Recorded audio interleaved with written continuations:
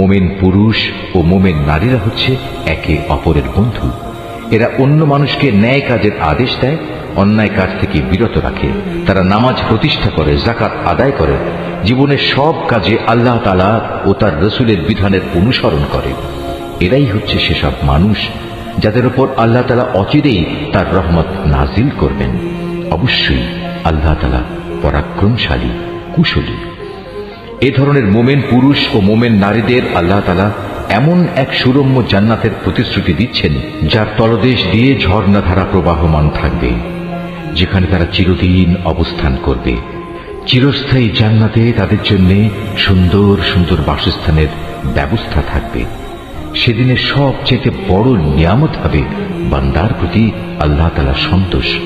এটাই হবে সেদিনের সবচেয়ে বড় সাফল্য।